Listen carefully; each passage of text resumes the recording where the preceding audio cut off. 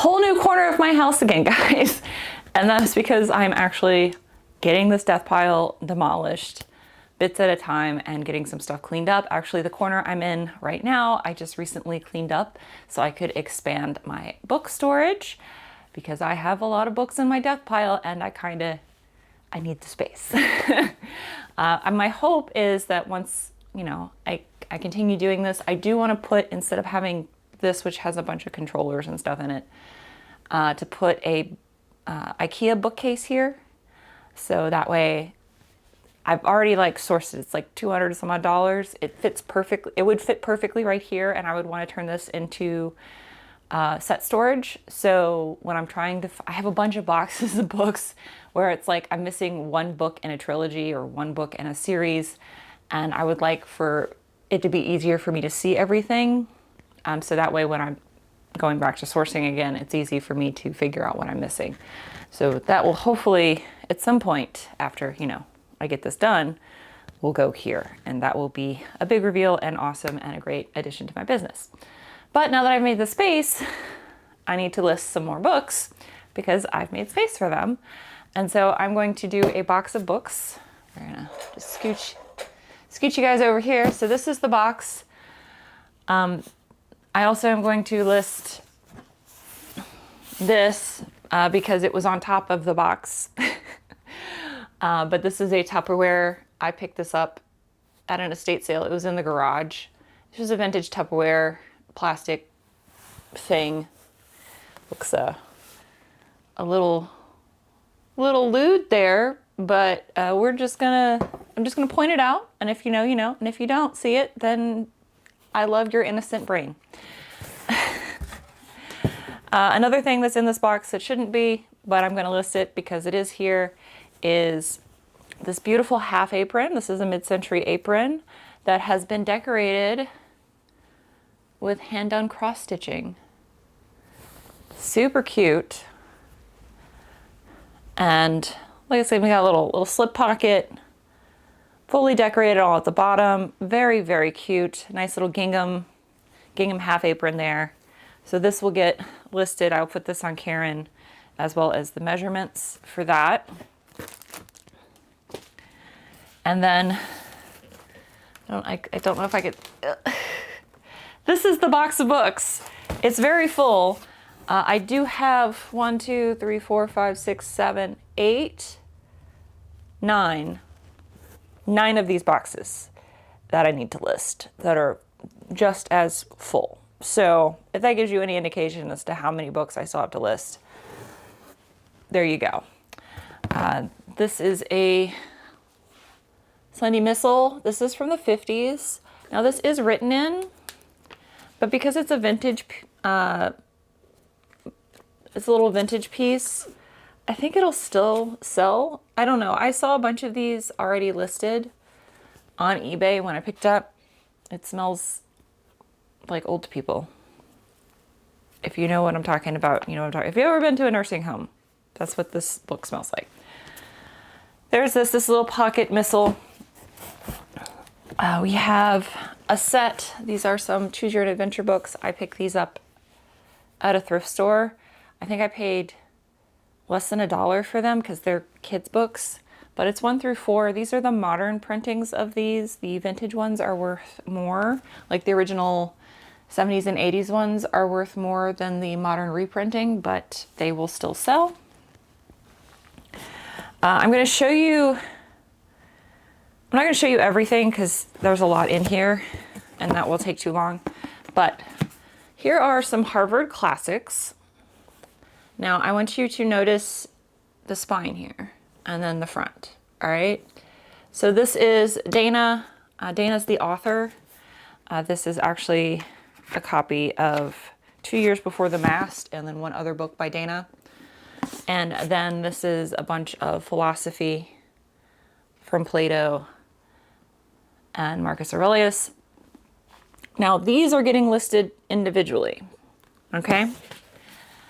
However, these are getting listed as a set, even though they look like the same book. They're green and they're the Harvard Classics, and they're done by the same publisher. The thing is that one, these ones do have some damage. The coloration has been scuffed off there. So they have a little bit of damage, but these are from the 80s. So this is getting sold as a set because these are from the 80s, and the quality of the leather and the coloration is not as good, which is why it has that damage. You can't see what I'm doing because I'm off to the side, but I'm still talking to you. So it's really easy to tell. So this is a 1937 Harvard Classic. This is a 1980 Harvard Classic. You can obviously tell there's a big quality difference because this one has the gilding, it has a finer leather. And if you look at the side, this one has the Veritas logo. This one just has whatever this is. One is a much finer printing. It's an older printing. This one is, 45 years older than this one. So this one is getting sold individually. This one is getting sold as a bundle set. So this one also apparently has a treasure in it. It's not a good treasure. It is just a little orange piece of paper, but I do like finding little treasures in there. I found some really neat stuff in books. I've shown some of them to you. I've talked about how I like buying and selling vintage kids books. This is the story of the Tooth Fairy. Cute little, beautifully illustrated book from the 90s. All the pastel colors there. Got Uncle Tom's Cabin from the 60s, 1960s print. I do have a set. This is from the Book Bundler, but I had to put this in the freezer. You're like, why in the world would you put books in the freezer? Well, so bookworms are actually real. They are real things, but bookworms aren't necessarily the only thing that eat books. Silverfish, is a common household pet, will also eat books or paper or anything else if they can't find any other source of food. And these actually came from the Book Bundler buy. And as an added precaution, I put these in a freezer gallon bag, wrapped it up really good, and then put it in the freezer for 2 weeks just in case. And that is because this first book has been nommed on. And I couldn't tell if it was rodentia, which wouldn't be a problem, or if it was bugs. So there's no other damage in the book. Sometimes when you see that, there'll be like little holes in the pages throughout, like they'll have burrowed in there, but it's not. It's just on the edge, which is why I'm like, you know what? I'm still gonna sell it because this is the first book and the second book. This is Integral Trees by Larry Niven and The Smoke Ring. It's set in the same world. And so I put these in the freezer for 2 weeks. So now if there were anything there, it is now dead. And I'm going to go ahead and list these and sell them. And of course I've disclosed the corner damage and that they have been treated because they have been. The Nature of Modern Warfare, Cyril Falls. This is a UK publication. It's Oxford University Press. This was published in 1941. A very interesting piece of history. And this was actually given to service members at the time. And you can see that it has a stamp in there. This is an Australian book, Tales of Old Australia, Bill Betty. Australian classic literature. It does have some sun fading on the side, but this also has some foxing as well on the text block. But as an illustrated history guide of Australia that normally doesn't come over here to the States, I figured that would be worth selling.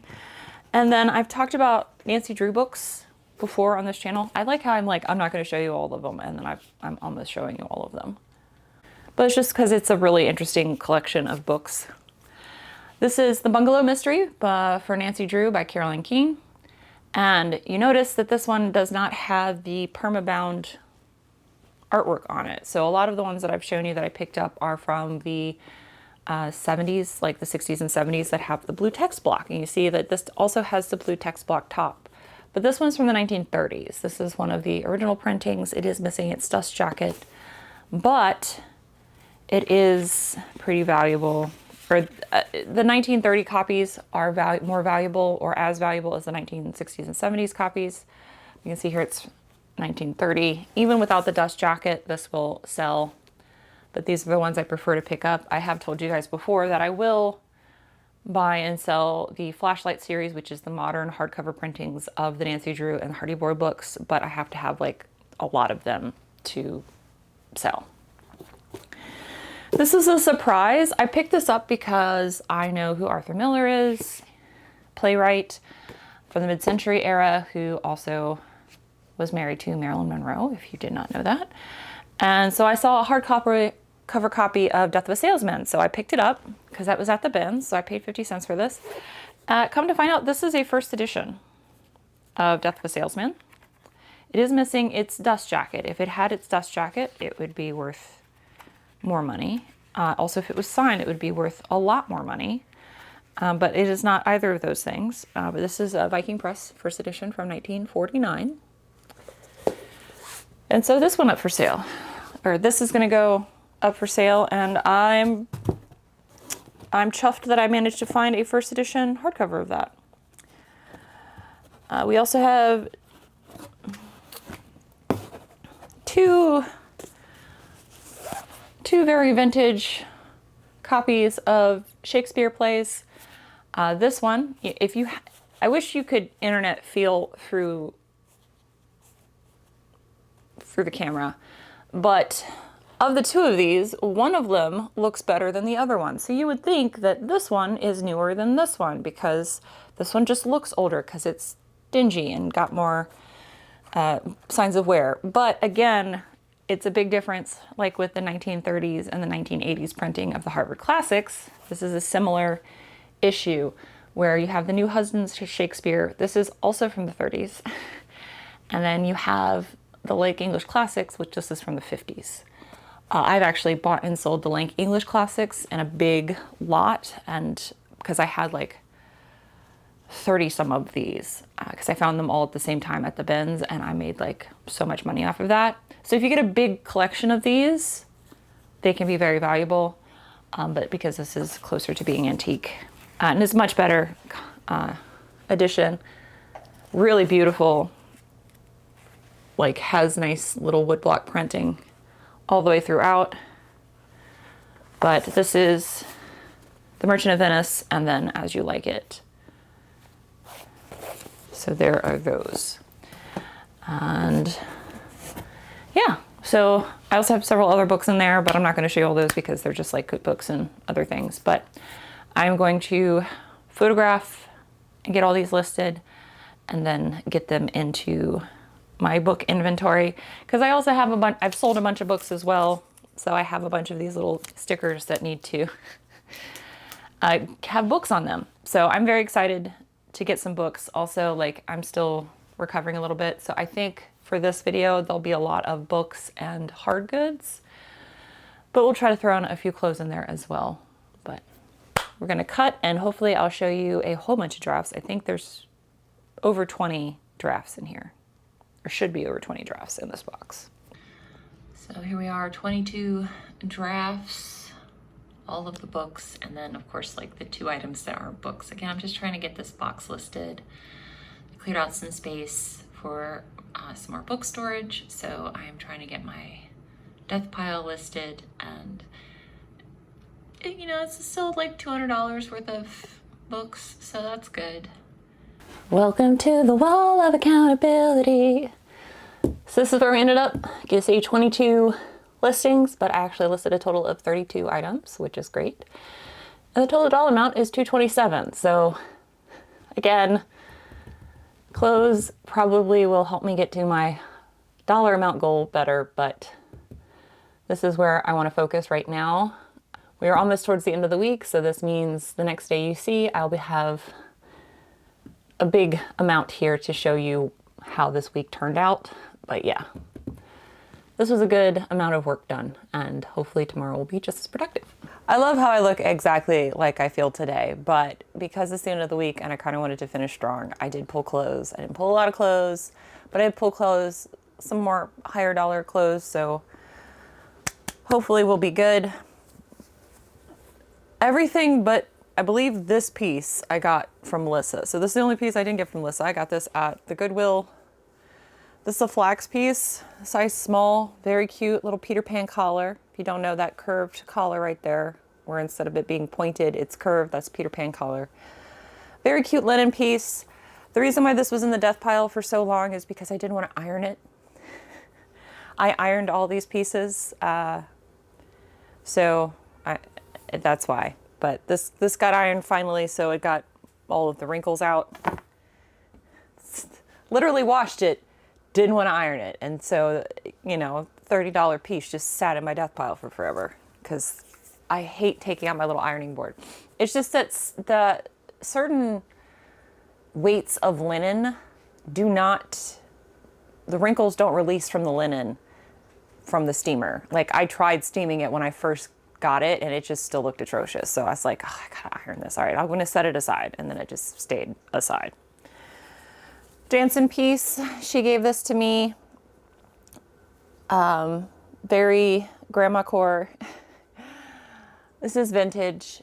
It does fit me, except for it's a little too short in the sleeves. It's very long, but not long enough in the sleeves. So it's like, it fits here, but it's too short in the sleeves. I don't know how many times I have to say that. Very cute little apron set. So this is a little 80s apron. I saw one exactly like this listed for like the 60s with the exact same pattern. And I'm like, I know I legit had something like this in the 80s. I'm like almost positive that I had something just like this to do art in and help my mommy cook. So has a little glove. By the way, it fits my hand because I have little baby hands, the babiest of hands. Also, you could turn the glove inside out if you wanted to and have an even cuter pattern on the other side because it's green, but that doesn't match the apron. The apron isn't turny outy. My guess is this was like a 2-piece set with one glove, where it had like 2 aprons, like one to wash and one to wear. And then the oven mitt could have been turned inside out. But this is all that Melissa gave me, so I'm gonna list that. Very cute. This is also super cute, also too small for me. This is like a Y2K piece. Halloween with all the black cats. I'm sure if this was my mommy's size, she would happily take this. My mommy's birthday's on Halloween. It's got all the little sparkles. Very cute. It is a size small. We got Victoria's Secret gold label. Gold label is vintage Victoria's Secret, if you did not know. This is, it says P. It is a small petite. The measurements, it's a nice little nightie. It doesn't have any holes or tears, but it has like some weird stretching of the satin. So this is satin. It's polyester satin. Satin is just, okay. If you didn't know, like you got jersey and denim and satin and chiffon and all of those keywords, all of those descriptors are based on how the individual threads of the fabric are put together, and in addition to the process of creating those threads. I have a whole book about it. It's very expensive. I need to like reread it. It's called Fabric for Fashion. It was gifted to me because it is a very expensive book. I will link it down below if you're interested in it, but it's really cool. You know what? Let me just show you. Fabric for Fashion, the swatch book.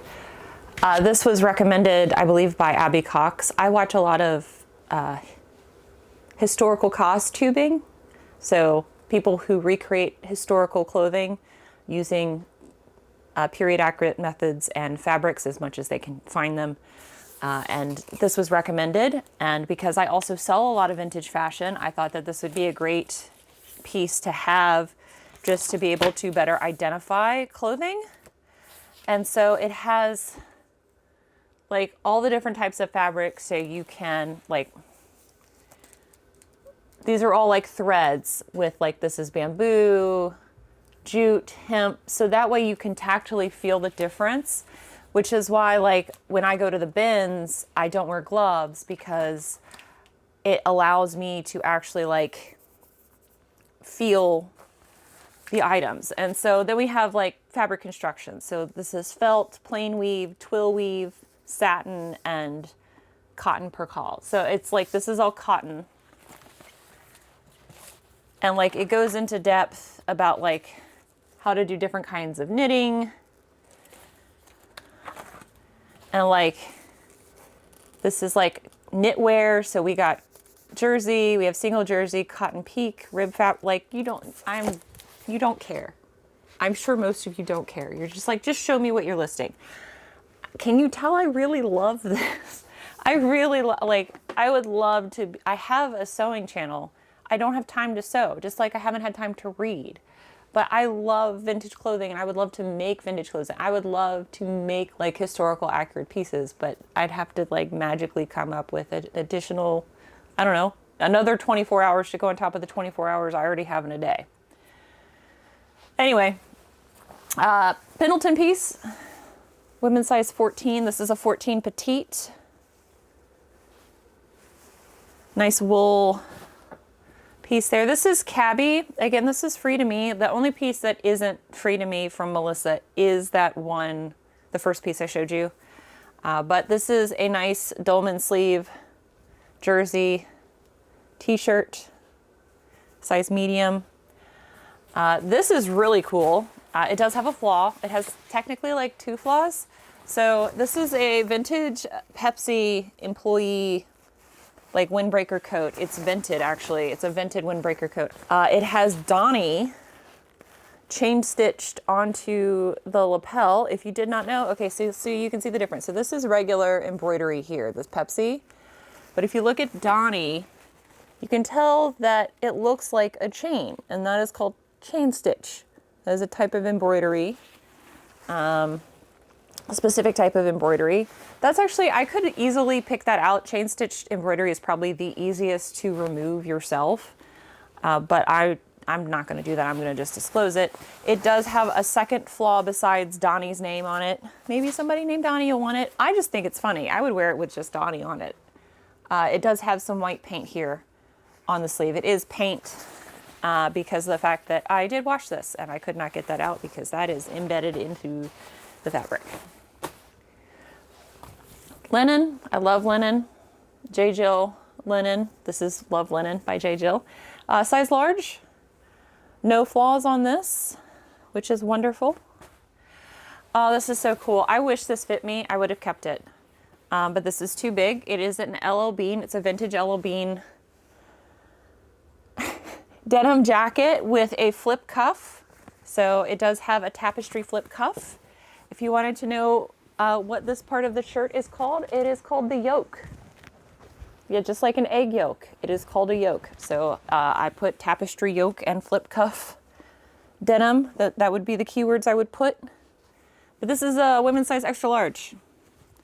So much too big for me, but unbelievably cool. I would definitely keep that. And then this is a surprise. I did do a little bit of research. I thought that this was just a regular, knit piece because I love my vintage knitwear. But I've never seen this tag before. And it was also like a wool blend, which is weird. I don't normally find knitwear like this. And it feels really nice. JSS knitwear. It is a size small. This probably would have been a set. So either there would have been a skirt that came with this, or it would have been a complete set where it would have had a, basically like a suit set. So it would have been a 3-piece like suit set where it had like the knit skirt, the knit top, and then like a knit sweater over it. JSS knitwear has a really, really high retail price. Like if this was the full 3-piece knitwear set, this originally would have retailed, I think she's telling me she pooped. I don't know why she has to tell me that. I'm talking about my cat, by the way. I'm not sure if you can hear her or not. This would originally retail for like $988 if it was like the full 3-piece set. So when I looked up JSS, like if you just type in JSS, nothing's gonna come up. But if you type in JSS knitwear, then the correct thing comes up. And yeah, so I will probably be able to get, you know, at least $30 to $40 for this little tiny knit top. Wouldn't that be amazing? So that is what I'm listing. I'm going to photograph everything. That was a surprise. So if you see JSS and a really plain, like, look at this tag. Look at it's just the most basic tag. You would think this was nothing, but it is. And like I looked at Terapeak when I was doing the research, and it does consistently sell on eBay, and the average sale price over all of pre-owned condition JSS knitwear is over $40. So that's really cool. So we're gonna do a jump cut, and Other Bob's gonna show you the drafts. All right, here are 11 drafts. I haven't, you know, done the research for the price yet, but I have the photos uploaded and my template in. I just gotta get all 11 of these listed. I'm definitely feeling a bit tired from doing clothing, but this is what I need to do right now. All right, back at the wall of accountability, which I know you guys love. Yesterday, today, we're ending out this week. So after I've added the rest of the week to here, roughly $1,300 worth of value added to my store. I listed 87 items and, well, I'm sorry, I listed 127 items. I put up 87 listings. I sold 26 items. Well, 26 listings, whatever. 26 things. I sold stuff. However, if you look at the week above, it's not much more productive than the week above, despite I did 3 more days, and that is because those 3 days were not really that good. So I had 2 really good days last week and an okay day and then a bad day. So and then this week I've had 3 bad days and 4 okay days. Like, really what I want to hit is $330 a day if I want to get $10,000. So I really only made it 1 day out of the whole week, whereas this week, even though it was shorter, I made it 2 days out of the week. So I need to have better days, which I'm gonna have realistic expectations here. I'm just gonna hope to make all of this up next quarter. Mostly, like, first of all, I need to like work my way up to listing that much again after my 4 months of depression. So to go from almost no new listings to tons of new listings, I'm not going to be able to do that immediately. Plus, even though I no longer am dealing with the depression, I'm still dealing with the chronic illness, which is harder when it's very cold outside. And it has been snowing here in Virginia, and next week it's supposed to be like in the teens, which doesn't really get that cold very often here. So we'll see how it goes. We'll see how I do. But yeah, I'm not expecting to hit $10,000 this month. I would have been so impressed with myself if I did. But if I can get $5,000 this month, that would be great. I'd be very proud of myself to do that, which seems much more doable. So we'll see how tomorrow is. Hi, I'm going to show you the things that I am going to be listing today. I do feel decent, so I'm going to actually do half clothes and half books, and probably do a lot of books, but I'm just going to show you clothes and then 1 set of books. The rest of the books are at the boys' house that I'm going to list because, again, I only live here half the time. So the clothes I'm going to show you is this Dorchester Brewing t-shirt. I talked about how I've had good luck selling brewery t-shirts. If you ever go to a brewery that you love and try to buy a t-shirt from them, chances are it's gonna be 30 bucks.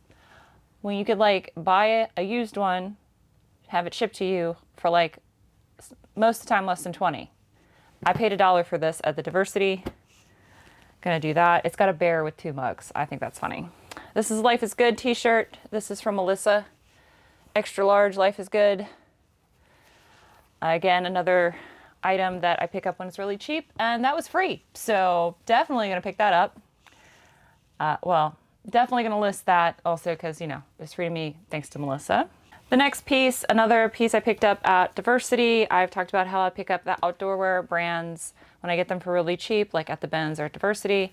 This is a lightweight open front, like cardigan, just like a lightweight thing for you to put over your arms and shoulders. Like if you work in an office job, this would be great for that. It's a women's size extra large, has a mesh back, so that's pretty awesome.